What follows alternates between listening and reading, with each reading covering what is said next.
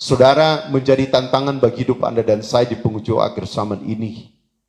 Bagaimana eksistensi gereja yang perlu nyata. Gereja yang tetap berdiri, gereja yang tetap menyatakan misi dan visi daripada Tuhan. Matius pasal 28 ayat 19 sampai 20, amanat agung Tuhan Yesus harus dinyatakan bagi hidup saudara dan saya. Gereja tidak boleh padam, gereja tidak boleh mengalami tawar hati dalam hidupnya. Tetapi sebagai gereja yang hidup, yang dipenuhkan dengan Roh Kudus, maka gereja harus menyatakan setiap eksistensinya dalam kehidupan sehari lepas ke sehari.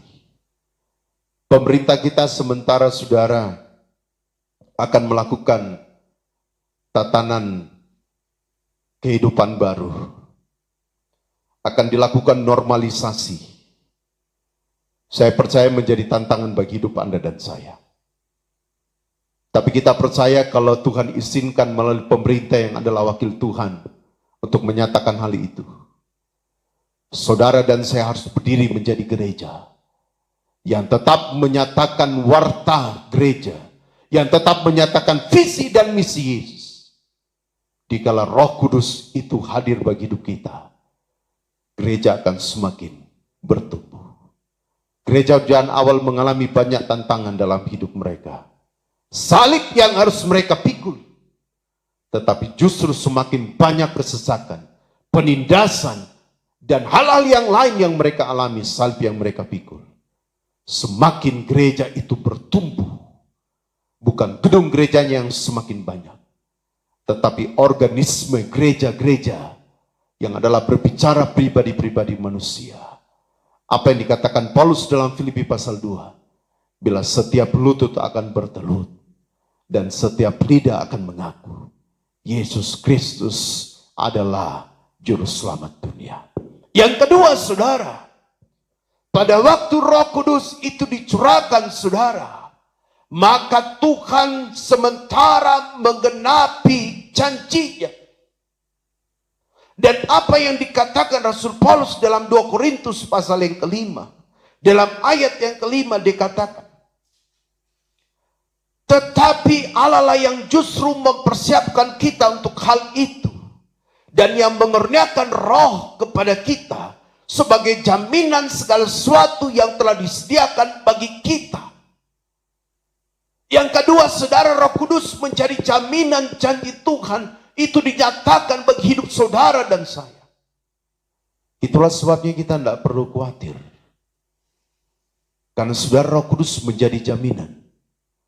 Kalau Roh Kudus ada dalam ibadah kita, Roh Kudus ada dalam rumah tangga saudara dan saya, Roh Kudus ada dalam kehidupan kita dan bertata dalam kehidupan kita, maka itu adalah jaminan janji Tuhan akan dinyatakan bagi kehidupan kita.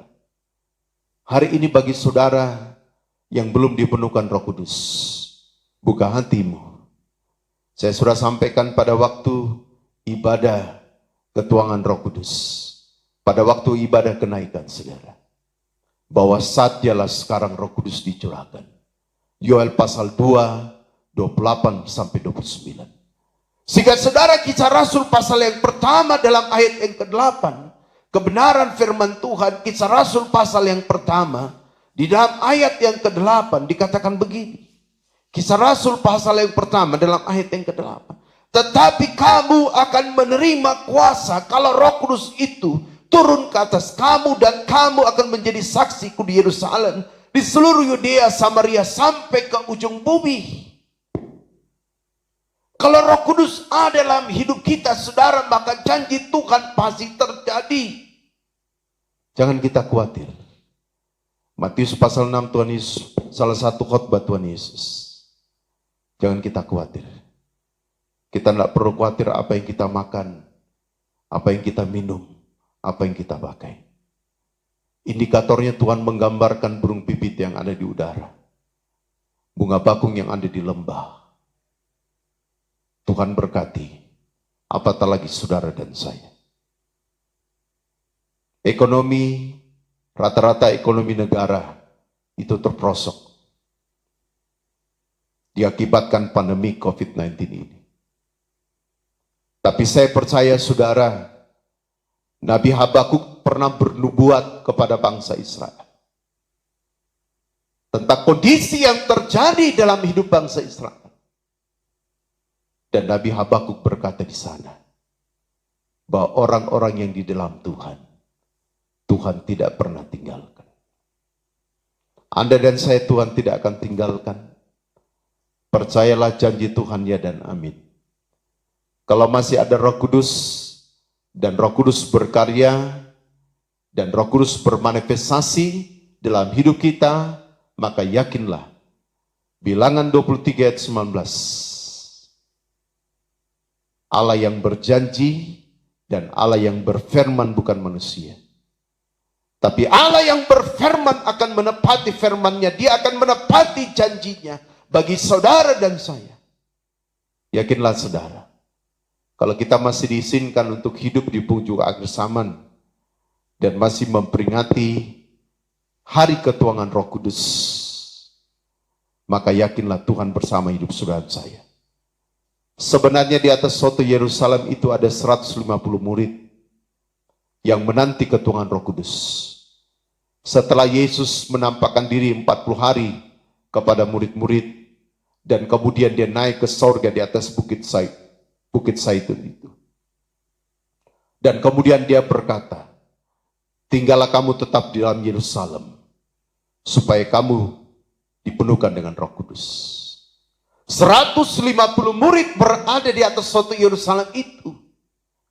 Tapi karena saudara mereka harus menunggu 10 hari lamanya, maka dari 150 itu hanya tinggal 120 orang. Alkitab tadi jelaskan dalam Kisah Rasul pasal 2 yang kita sudah baca. 30 orang itu saudara meninggalkan suatu Yerusalem itu. 30 itu saudara berbicara tentang angka ketebusan. Kita sudah ditebus oleh darah Yesus. 1 Petrus pertama 18-19. Roma 5 ayat 9, kita dibenarkan darah Yesus.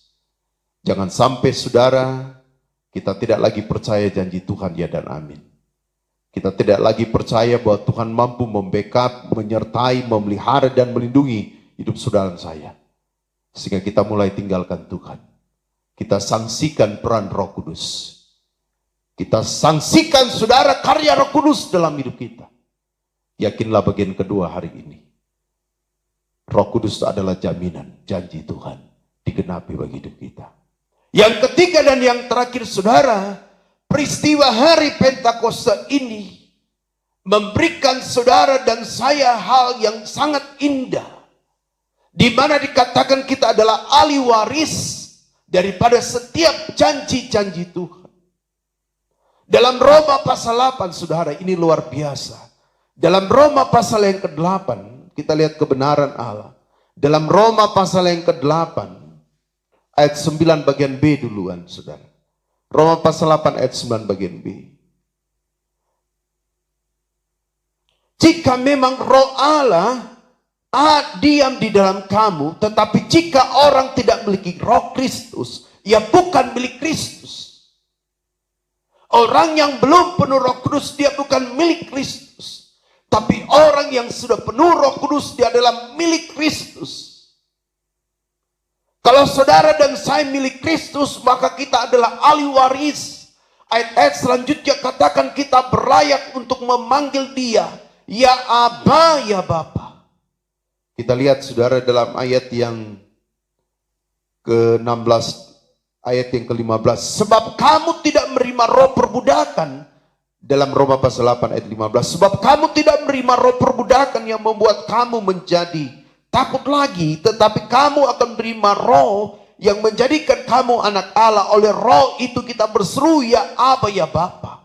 Roh itu bersaksi bersama-sama dengan kita bahwa kita adalah anak-anak Allah. Dan jika kita adalah anak Allah, Anda lihat, maka kita juga adalah ahli waris. Maksudnya orang-orang yang berhak menerima janji-janji Allah, yang akan menerimanya bersama-sama Kristus jika kita menderita bersama dengan Dia, supaya kita juga dipermuliakan bersama-sama dengan Dia.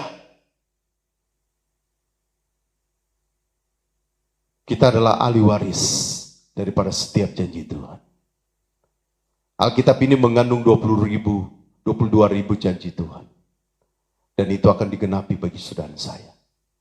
Tapi persyaratannya, yang penting kita mau menderita bersama dengan Dia, sehingga kita akan dipermuliakan bersama Dia.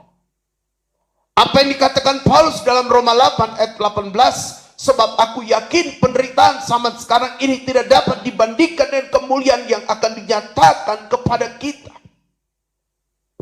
Saudara, luar biasa kemuliaan Tuhan. Kita di dunia ini, saudara, menderita.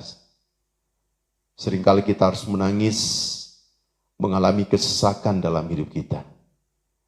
Tapi sebentar hidup yang kedua yang Tuhan jaminkan bagi saudara dan saya. Dalam Yerusalem yang baru, dalam Wahyu 21 dan Wahyu 22. Di sana sudah tidak ada lagi air mata. Tidak ada penderitaan. Dan di sana kita hidup kekal bersama dengan Dia. Wahyu 22 ayat yang ketiga katakan, hamba-hamba Allah beribadah kepada Tuhan. Hari ini saudara, dalam dunia yang preventif ini, banyak yang Tuhan izinkan terjadi bagi hidup kita. Tapi percayalah, kita adalah ahli waris. Kita adalah orang-orang yang menerima wasiat daripada Tuhan. Maka di dunia ini kita tidak terlalu diperhitungkan. Karena kewarganegaraan saudara dan saya bukan dari dunia, tapi dari sorga. Itulah sebabnya mari dalam hari memperingati hari ketuangan Roh Kudus, hari Pentakosta pagi hari ini. Bila ketiga hal ini menyadarkan saudara dan saya bahwa Roh Kudus melahirkan sebuah gereja. Dan gereja itu bukan gedung gereja, tapi gereja adalah Anda dan saya, organismenya. Yang kedua, Roh Kudus dicurahkan supaya janji Tuhan digenapi bagi hidup kita. Dan yang ketiga, Roh Kudus dicurahkan. Tuhan ingin membuktikan bahwa saudara dan saya adalah ahli waris daripada setiap janji Tuhan. Tuhan memberkati kita.